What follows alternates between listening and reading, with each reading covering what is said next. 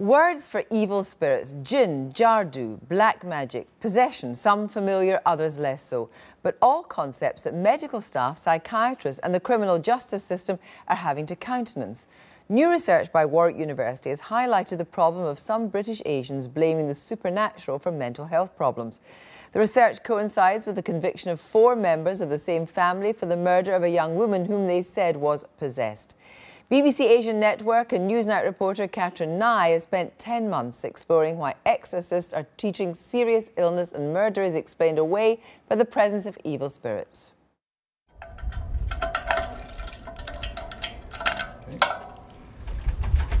Mudasar Khan works for a lettings company in Walthamstow in East London. He's in charge of maintaining hundreds of properties. Mudasar works flexible hours because he suffers from panic attacks. He's been signed off work in the past and put on antidepressants. When I'm working, I'm normally fine. It doesn't really affect me.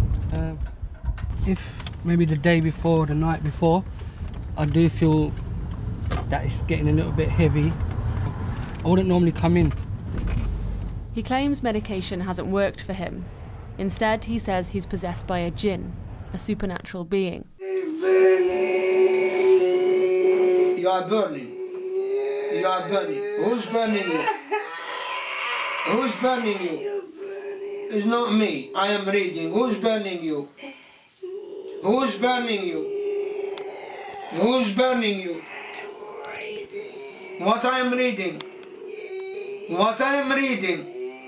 You don't believe what I'm reading, eh? What is your religion? Treating him is Abou Mohammed, an exorcist who operates from the back room of his home in Ilford. Here he's summoning the jinn inside of Mudasar. Did he come to you? And speaks to it directly. Is it you who caused him panic attack? Is it you who sent him to hospital? What you did? Abou Mohammed is well known. He has a waiting list months long and charges £60 a session for his services. He claims to remove evil spirits from people who believe they're possessed by reading passages from the Koran. Bismillahirrahmanirrahim. Alhamdulillahi Rabbil Alameen. The exorcist knows what he does is somewhat controversial. While we're filming, he's constantly filming us, concerned we're going to distort what he's doing here. Body feels battered. That's what it feels like. Even now I feel a bit drowsy. But it's just like if it's like slowly wearing off. You know, all that reading. And you think you'll feel better now for having come here? For the rest of the week, or? It will give me a boost. It was like, you know, it's like a dose of medicine, isn't it? There is a magic in this body. Mudasar's views are not uncommon. Among British Asians in the UK, the belief in evil spirits is widespread. That can be concepts like black magic. At its more extreme, it's that the body can be possessed, causing physical harm. The concept of jinn is in the Koran, and so for British Muslims in particular, there's a theological grounding for their belief, though what jinn actually are is not universally agreed upon. Serving these communities are hundreds of spiritual healers across the UK, some charging thousands. In the course of making this film, I've heard evil spirits and jinns blamed for epilepsy, for bipolar disorder, for criminal activity, even for not getting a job. Now, these so-called healers can be harmless, even helpful to some. What's concerning academics is when they replace medical care for serious problems. Jinns, like, they're very unpredictable. We don't know about jinns. You know. When 20-year-old Nadeem, whose name we've changed, became ill, he and his family thought he had a spiritual problem, that he was possessed by a jinn. I came downstairs that night, right, and my dad goes, "What's up with you?" I go, "Look, you know, I feel weird. These walls, they look weird. Everything just looks weird, and I can't take it." A healer was brought in to try and remove the jinn that Nadeem felt was inside him. When he didn't recover, his family took him to hospital. The psychiatrist come to me, he goes, "What's the matter?" He wasn't much aware about the jinns. I don't think they knew. So he was like shell-shocked himself. Nadeem is now diagnosed with schizophrenia and takes daily medication. Do you in any way regret not getting medical help sooner? No. I'm actually happy that we did actually go through the spiritual help first. When they become psychotic, it's cases like Nadeem that cause concern for mental health professionals. That, like many, his illness was instantly attributed to possession. Professor Swaran Singh has just completed a 5-year study about this, funded by the Department of Health. Here he presents his results to a Sikh mental health conference in Birmingham. The extreme case I can think of in the last few years is a Sikh gentleman who became ill when he was 18. But the family sought help within the community faith group, and he didn't come to psychiatric attention for 13 years. We saw him when he was 31. And by that time, a lot of damage is done. Any group of clinicians working in an inner city area, they will all have seen this. It's an everyday experience. And it's not necessarily a problem of social class or education. So a lot of people? It's a lot of people. So don't do this to her, huh? Tell me what you have planned, what you have been doing. Professor Singh says it's key his patients admit to their religious ceremonies or healing, because it can be helpful, as long as it's not an alternative to medical care. What has been found is that for some British Asians, it's simply more acceptable to be possessed than mentally ill. To obey him only. To obey him only. So I think it's a combination of how cultures make sense for people and how stigma just prevents them from recognizing what it really is. Quite often, people see abnormal behavior as somehow being caused by some bad influence, rather than a sign of a mental illness. And that badness becomes an external malevolence, black magic by someone, a shadow, a jinn.